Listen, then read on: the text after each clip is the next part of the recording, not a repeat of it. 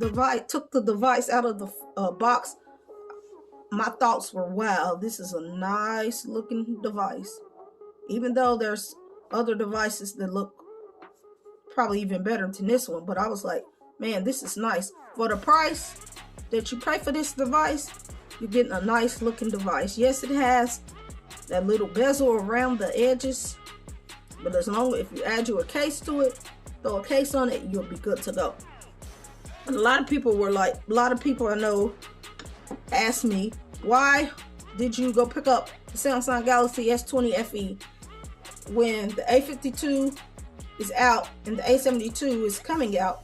Well, I just like how Galaxy S20 FE looks to me. It looks cool. It looks nice. It had a lot of nice features that I wanted to try out, even though some of the features that are in the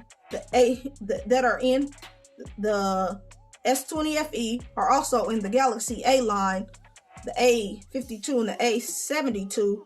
I don't know, something about the look in the back of the device looked slightly better, even though this is a last year's device.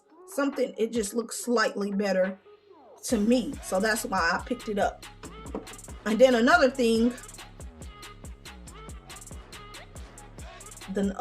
is, what I like about this device is the price is about, I think it's like around $500 and something, I think, maybe close to $600. But the thing is, you're getting flagship like specs in a mid-range device, and to me that is so awesome.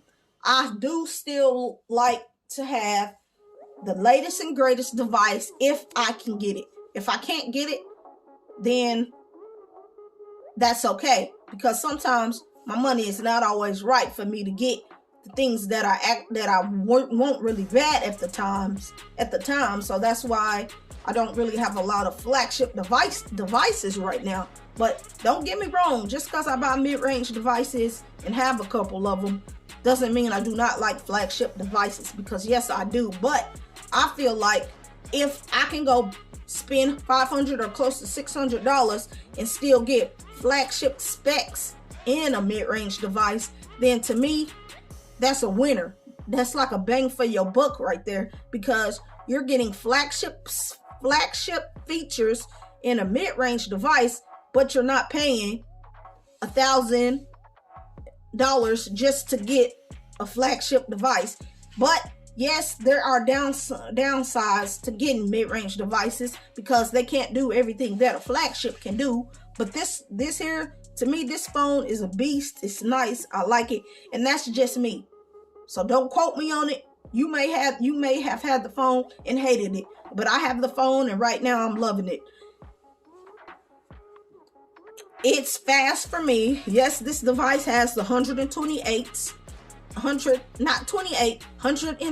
hertz refresh rate, but at the moment I do not use that because I want my battery to last, and if you turn that on, that will drain your battery just a tad bit. So I'll leave it on 60 hertz. And yes, it's fast already on 60 hertz, but it'll be even faster if you put it on 120 hertz. And as you can see, the fingerprint scanner is not that slow. Like some people say, it's not super fast, but it's not super slow. You can get in pretty easily. Let's see here. Let me do it again. Boom, and I'm in just like that. Maybe it's a little delay, but it's not too bad. I'm not complaining. Like I said, when you buy a mid-range device, you're gonna get some mid-range specs, even though this has a lot of flagship specs. You will get a couple of mid-range specs. This has a good processor on it. It has the dark mode. It's running the latest it's running the latest Android software. So that's even better.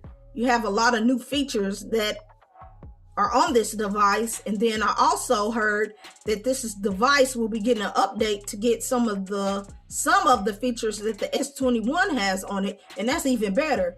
Like I said, this is not a flagship device, but it's getting flagship specs and some of the flagship features. And I love that. I love that. I love that. I love that. This has the 6.5 inch display. Not too big, not too small. You have your punch hole cut out for your camera at the top. The cameras, the people say the cameras are pretty good on this device. I have not really tested them out yet, but that's what the camera is looking like from this angle. That's the camera. You get your front facing camera. That's me behind the camera. And another cool thing that I like is that now Samsung brought back, I don't know if it's on all of their phones or some of their phones, but they brought back, that should have never been gone in the first place. They brought back Pro Video mode. So that's even better. So now you can record videos and have them look even better than they did because you have Pro mode. It's, to me, I don't know. To me, this phone is just nice. I just like it. I like the feel of it. It doesn't feel too cheap at all. Some people are saying, oh, the phone feels cheap. It's made out of plastic. But look at a lot of the new Samsung devices, the S21 line. I believe those have a plastic back, I believe. Don't quote me, though. Don't say Kia, oh, Kia Too Technical said they have a plastic back. Not quite sure, but I'm pretty sure they do. But if they don't, my bad. But yes, this does have a plastic back, but it feels nice. At least with a plastic back, you don't have to worry about your phone getting scuffed up a lot. You don't have to worry about it breaking. And it almost has this matte feel to it too. So you don't have to worry about fingerprints or anything. And that's another thing. I don't know if this white is going to get dirty over the years or over the months or however long I have the device, but we'll see. But to me, this, I don't know, just overall this phone looks so nice. I'm loving it. I'm glad that I picked this device up. I am very, very happy with my purchase. And if you're out there looking for a nice mid-range device with flagship features and Samsung device, I would say skip the A52 for sure and go get you a Galaxy S20 FE Fan Edition. But now, if you're out there and you're looking for a nice device, and it's Samsung, but you don't want this device, then go get you a Samsung Galaxy A72. But just rate, comment, and subscribe to this YouTube tech channel, and I'll catch you in the next one. I'm out.